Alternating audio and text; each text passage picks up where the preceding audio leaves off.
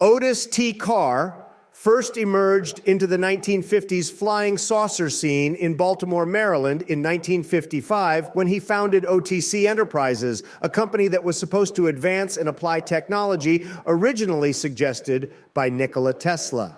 The claim to be applying some idea of Tesla's was quite common among exploiters of the flying saucer movement in the 1950s. For example, George Van Tassel's Integratron was supposedly based partially on unspecified lore from Tesla, partially on lore from friendly space brothers from Venus. Carr patented a flying saucer and asserted he was working on a full-size version that could fly to the moon and return in less than a day, using two counter-rotating metal plates, spinning electromagnets and large capacitors, which when spinning charged and powered by a battery, which became activated by the energy of space. He named this device the Ezekiel wheel.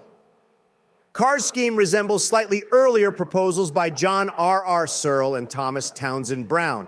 Carr also claimed to have invented the gravity electric generator, the Utron electric battery, the Corrado gravity motor, and the photon gun.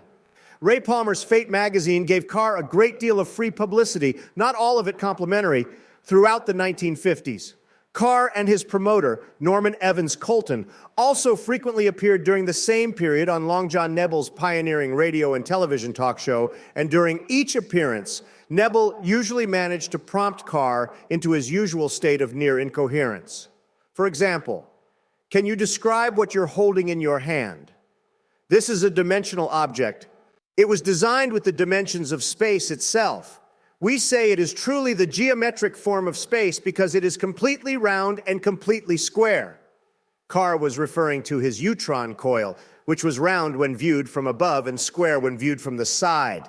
The ship was to be powered by Carr, also said his great secret could be best expressed mathematically as -0 or 0x. Colton and Carr did manage to sell quite a bit of stock in their enterprise.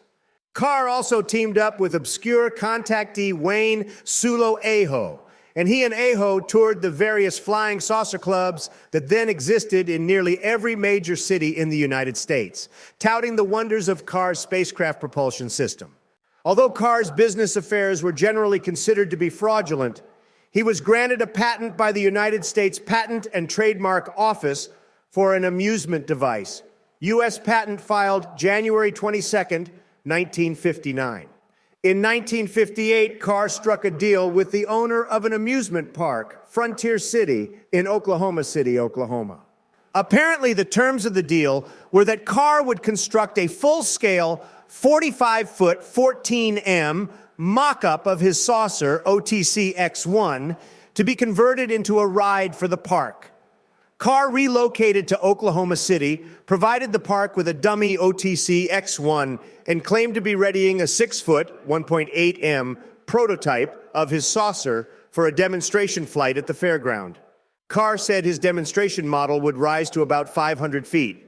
He also said he would follow that triumph on December 7th, 1959, by launching a working 45-foot saucer, matching the amusement park mock-up, and with Wayne Sulo Aho and himself as pilots, would fly from the fairground site to the moon and return in a few hours. The 6-foot saucer demonstration was supposed to have been launched on April 19, 1959, but it never even made it to the fairground, and neither did Carr, who claimed to be feeling unwell on the day of his demonstration. Visitors to Carr's factory site during the period did not see any actual working models or otherwise of either the 6-foot or 45-foot saucers. Instead, they were shown a small and motionless three-dimensional illustration of Carr's ideas made mainly of wood. Carr had already dropped from sight before the launch date for the 6-foot model and was not seen for quite some time thereafter. In January 1961, Carr was convicted of the crime of selling securities without registering the same in Oklahoma and fined $5,000, far less than the sums he had obtained from investors in the area. He was denied an appeal on March 1st, 1961. Carr could not pay the fine and served part of a 14-year jail term. Carr fled the state and soon resurfaced elsewhere, still selling non-working free energy technology. Aho was found to be an innocent dupe After his sentence ended, Carr lived in Pittsburgh, Pennsylvania. In 1966, he claimed that the reason his earlier demonstrations failed was simply that he had not had enough time to finish the device. He died in 1982.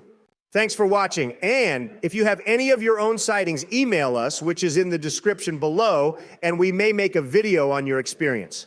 Don't forget to like, share, and slap that subscribe button to get the latest UFO sightings.